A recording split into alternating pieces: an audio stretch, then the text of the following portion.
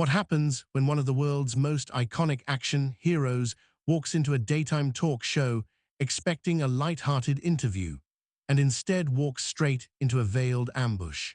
Well, you're about to witness one of the most uncomfortable, unpredictable moments ever caught on live television.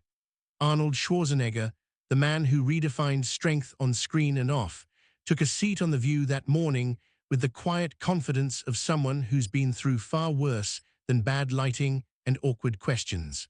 He was there to talk about his latest documentary, a personal, reflective piece on immigration, perseverance, and the spirit of never giving up. He wasn't expecting combat, not yet. The lights burned down on the stage with the usual polished warmth of network TV. Whoopi Goldberg welcomed him with the practiced enthusiasm of a seasoned host, calling him a living legend and thanking him for decades of unforgettable cinema. The crowd clapped, some even stood. Arnold smiled graciously, his posture relaxed but firm. He leaned in toward the hosts, his Austrian accent still unmistakable, his presence unmistakably calm. But then Joy Behar cleared her throat. She smiled, that kind of smile you see right before the storm. "You know, Arnold," she said, tapping her pen against the cue cards as if debating whether to read from them or not. "I've always wondered, can biceps really replace brains?" There was a beat of silence, not long, just enough for every pair of eyes in the studio to flicker, first to Joy, then to Arnold, then back to Joy. Was it a joke? Was it supposed to be funny? Arnold let out a soft chuckle, not forced, but it didn't reach his eyes. "Well," he said, with that trademark deadpan tone, "I like to think you can have both." Whoopi raised her eyebrows. The other hosts shifted slightly in their chairs. The tension hadn't exploded yet, but it had quietly entered the room like a silent intruder. Joy didn't back down. She leaned forward. "Sure, but it does feel like your career was built more on how you look than what you say." Arnold tilted his head just a little. "I've said a lot," he replied, still calm, "on screen and off." Joy grinned again, but this time it wasn't playful. "I'm just saying," she added, her voice sugar-coated with sarcasm, "not everyone can mumble one-liners and still get elected governor." That was when something shifted. It wasn't loud. It wasn't dramatic, but something in Arnold's jaw set just a bit tighter. His fingers pressed together on the armrest, and the live audience, once chatty and loose, suddenly forgot how to breathe. He didn't answer right away. He just looked at her, and for a split second, the entire room understood. This wouldn't be a normal interview. This was going somewhere else. Joy crossed her legs, still holding that same grin.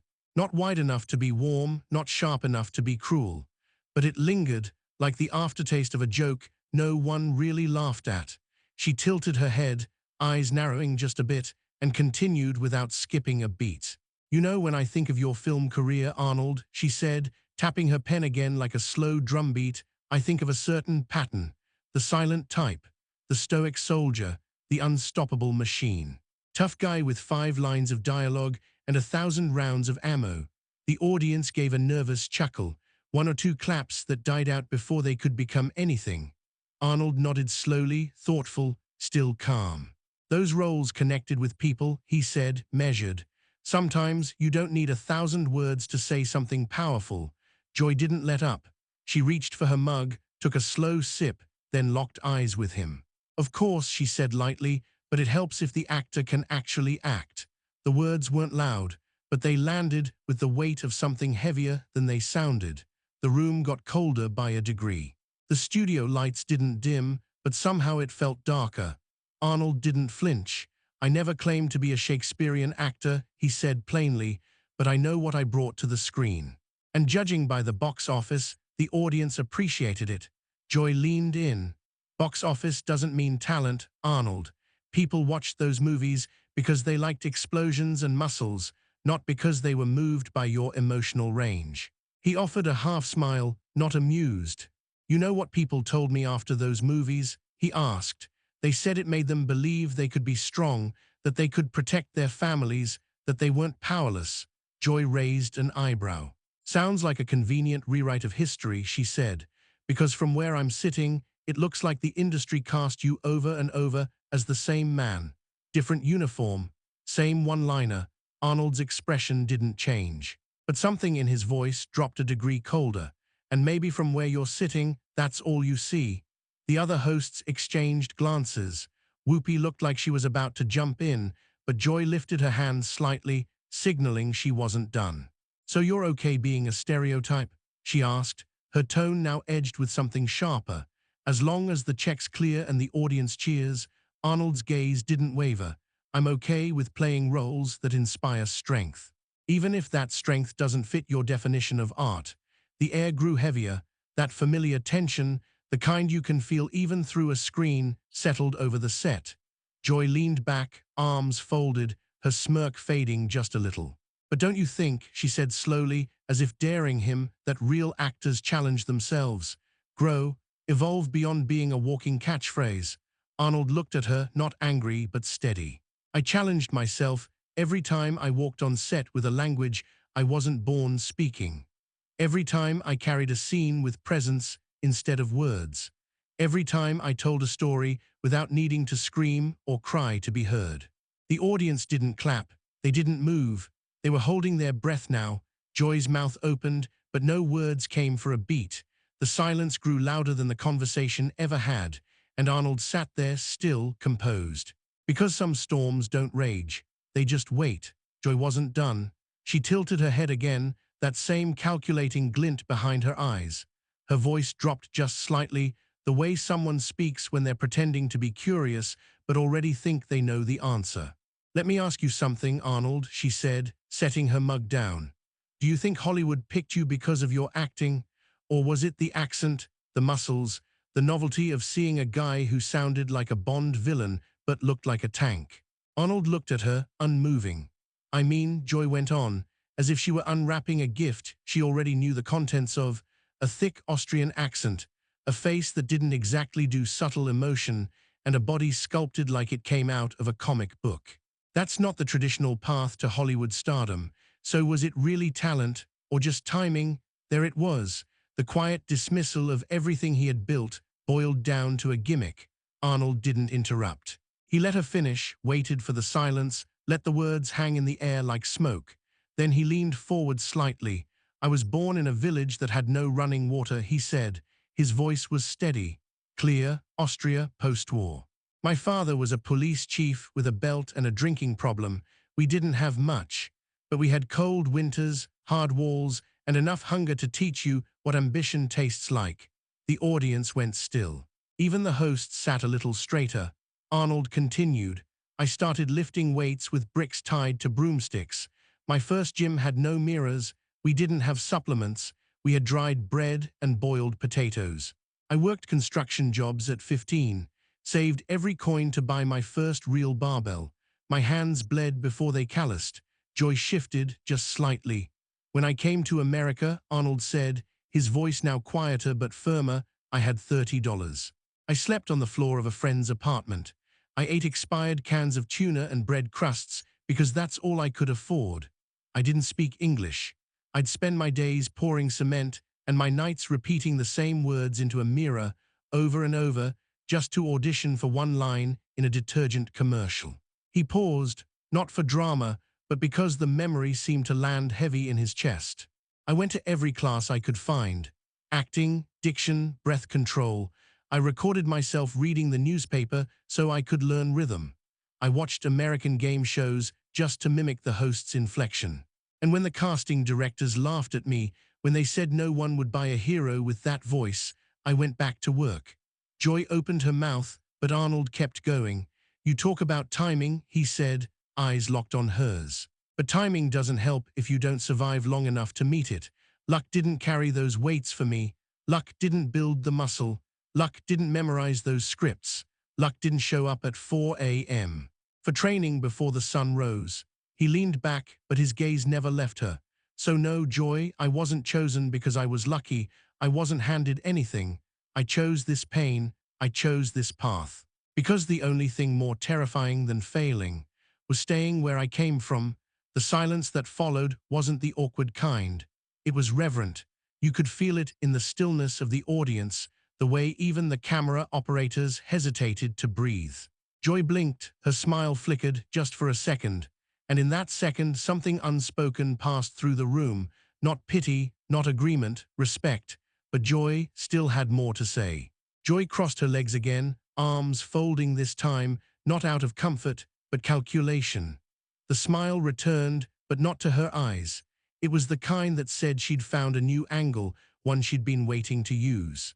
"You know, Arnold," she said, with the kind of tone reserved for punchlines, "I always found it interesting how you jumped from Hollywood to politics.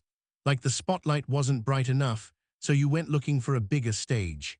Arnold didn't respond, not immediately. He knew this rhythm. Build the fire, wait for the next log. Joy leaned forward, elbows on the desk. "I mean, really," she continued, her voice dripping with disbelief masked as amusement. "The movies weren't enough. You had to run a state too. What was that, ego or boredom?" There was a pause. Arnold turned his head slowly toward her, not sharp, not aggressive, just deliberate. "I ran because I couldn't stand sitting still while things broke down," he said quietly. "Because I came from a place where people waited for others to fix their lives, and I didn't want to be one of them." Joy chuckled, a dry sound. "That's noble," she said, rolling her eyes. "But let's be honest, wasn't it just another campaign? Another brand extension?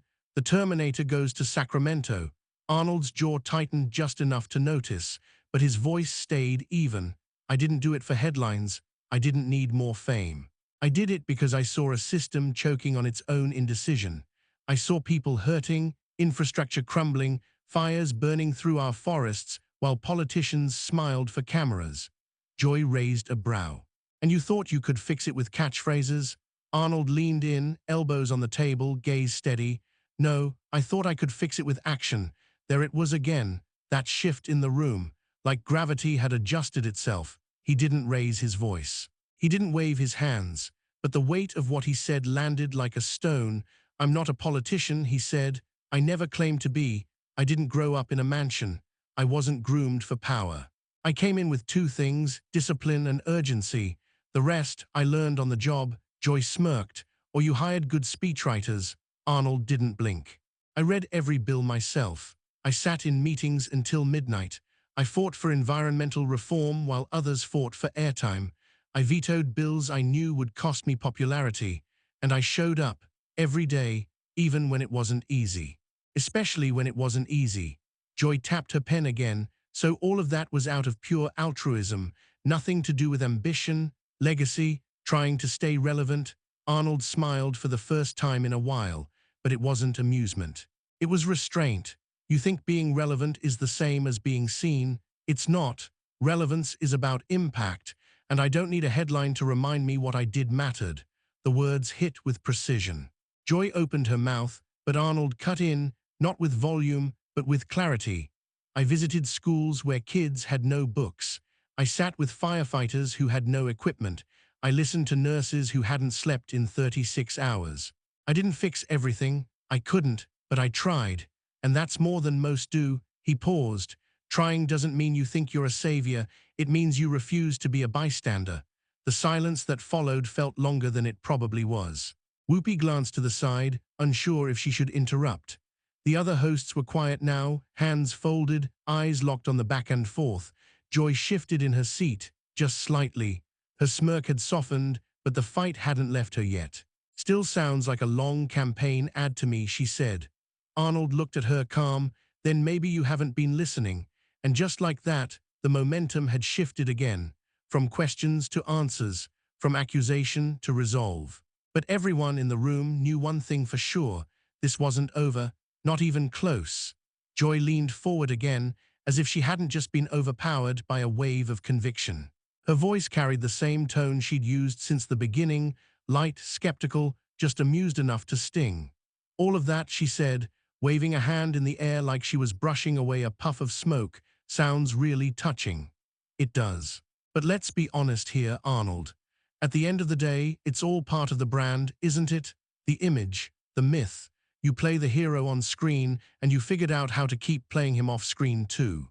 People love the idea of Arnold Schwarzenegger, the larger-than-life figure who does larger-than-life things.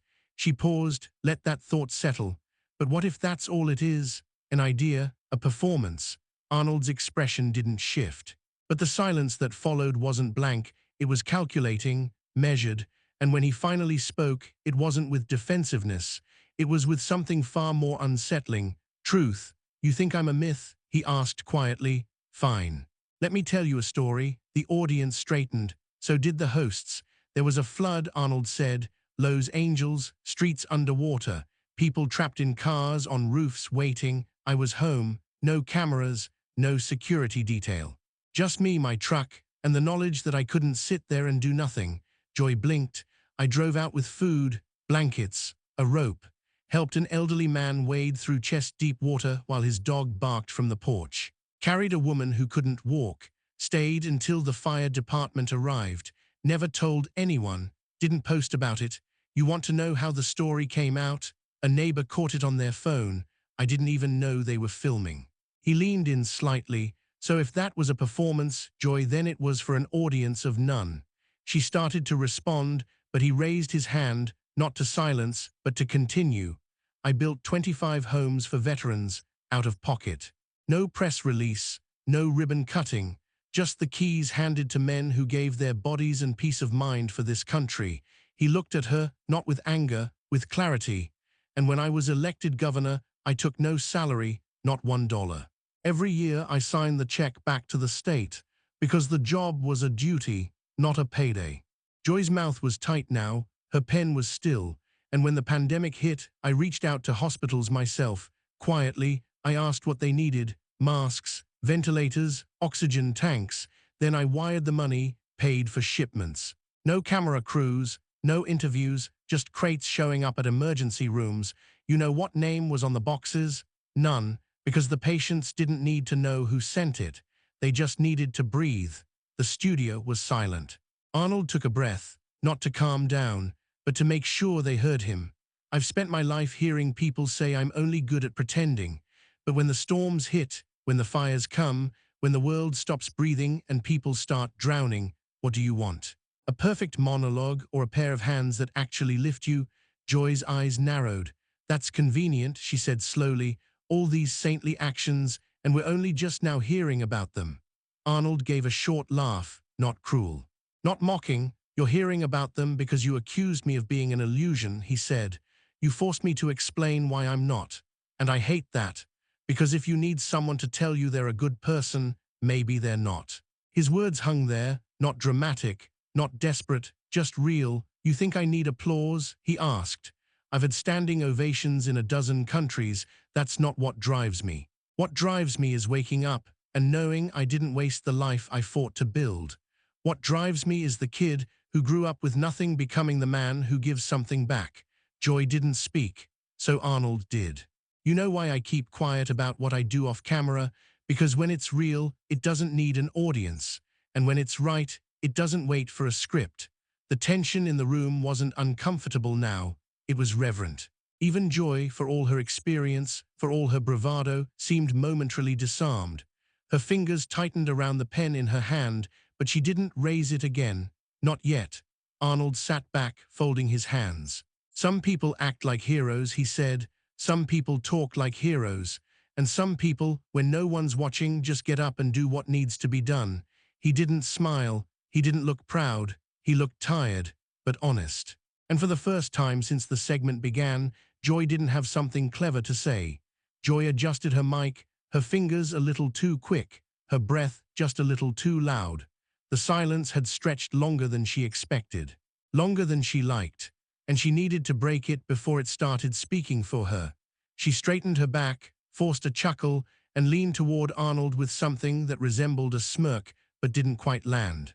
Look, she said, her voice quieter now, less playful, more brittle. Maybe you did all those things. Maybe you really are that guy off camera. Fine, good for you, but at least I don't pretend. At least I show up as myself, flaws and all. I'm not hiding behind a cape or a title or a script. I'm real. Arnold didn't flinch. He just nodded once. Slow. That's an interesting word, he said. Real. Joy folded her arms, as if bracing for something but not sure what. Arnold looked at her with the kind of calm that doesn't challenge, but unmasks. You say you're real because you're honest about your opinions, because you don't filter, because you poke and prod and call it truth. He paused, then leaned in slightly, voice low and steady. But have you ever changed someone's life by doing it? Joy blinked. Her lips parted, but no words came. Arnold continued, his tone gentle now, almost reflective. There was a boy, he said, 15. I met him at a youth program we funded in South Central. He was high when he walked in, could barely keep his head up. I didn't recognize him the first time I saw him, just another face. Lost, angry. Quiet. Joy was listening now, not challenging, just listening. Arnold's eyes didn't drift. I came back 2 weeks later. He was still there, still quiet. But this time he had a notebook, said he started writing down his goals. Said he wanted to build something one day, said he was tired of feeling like a ghost. He let that sink in. A few months later, his mentor told me the kid had been clean for 30 days, not because of some speech I gave, not because of a photo op, because someone showed up and didn't ask him to perform. Arnold folded his hands on the table. I never said a word about him to the press, never posted his picture, because it wasn't about me. He glanced around the room at the cameras, the audience, the stage. You say you're real, Joy, and maybe you are, but ask yourself this: has your truth ever lifted anyone, or has it only weighed them down? Joy's eyes narrowed, but her face had lost its color. Arnold wasn't angry, he wasn't accusing, he was asking. Being real doesn't mean being cruel, he said. It doesn't mean saying whatever you want because it gets attention. It means being present, being responsible. It means asking every day who you are helping and who you are hurting. Joy's mouth opened, but nothing came out. Arnold tilted his head, not as a challenge, but as a mirror. You sit behind this table and call people out. You tear them apart in front of millions. That's your right. That's your platform. But when the lights go off and the stage is empty, who have you made better? What have you left behind besides noise? The room had gone still again. The audience, the crew, the hosts, no one moved. No one even sipped their coffee. Joy lowered her gaze for half a second. Her pen tapped against her notes once, then again. Then stopped. Arnold leaned back. You don't have to wear a cape to be a hero, and you don't have to play one to act like it, but you do have to choose every day, whether you're building or just breaking. He didn't raise his voice. He didn't need to. Joy looked at him then, eyes a little glassier than before, the mask not quite cracked, but no longer seamless. She didn't speak. She didn't have to. Everyone already heard the silence. Joy finally broke the silence with a voice that tried to sound firm, but cracked just slightly at the edges. You really think all this makes you better than everyone else? She snapped. A few houses, a few speeches, some nice stories about kids and masks and floods. And suddenly, you're the moral compass of the century. Arnold didn't react. You act like just because you've had a few big roles and a few photo ops that you've earned the right to lecture the rest of us, she continued. Well, guess what, Arnold? You're not special. You're just another man with a camera in his face and a script in his hand. You just got lucky with the lighting. Arnold turned to look at her, not with anger, not even disappointment, with understanding. I don't think I'm better than anyone, he said quietly, but I do know this: I don't laugh when someone's hurting. I don't turn pain into punchlines, and I don't tear people down because I'm scared of being small. Joy opened her mouth, but the words didn't come fast enough. Arnold kept going. I don't sit behind a table and pretend cruelty is honesty. I don't get paid to mock, and I don't confuse sarcasm with strength. He stood slowly. Every eye in the room followed him. I live with discipline. I wake up early. I train. I work. I show up. I built my life one brick at a time, not one insult at a time. I don't measure myself by applause, but by what I leave behind. He turned, walking toward the edge of the set. Joy stood up, her voice louder now, almost frantic. Don't walk away from me while I'm talking. Don't you dare turn your back on me. Arnold stopped. He didn't turn around immediately, but when he did, it was slow, measured. I'm not turning my back on you, Joy, he said, eyes steady. I'm turning my back on the kind of world you've built, the one where mockery is entertainment, where empathy is weakness, where people are reduced to sound bites for ratings. He looked around the studio, not at the cameras, not at the producers, but at the audience. And I'm walking away from the belief that we have to choose between being honest and being kind. He gave a slight nod. You can keep the chair, he said softly. I'll keep my dignity. Then he walked, not fast, not angry, just finished. The studio was silent, no music, no applause sign. Just a room full of people suddenly unsure of how talk shows are supposed to work. Joy stood there, her mouth tight, eyes locked on the empty air in front of her, and in the silence that followed, something became very clear. This wasn't a victory about words, it was a victory about values, and the man who walked out didn't need to say anything else, because everyone already knew who won. If you enjoyed this story, let us know in the comments. And don't forget to like, share, and subscribe for more inspiring stories.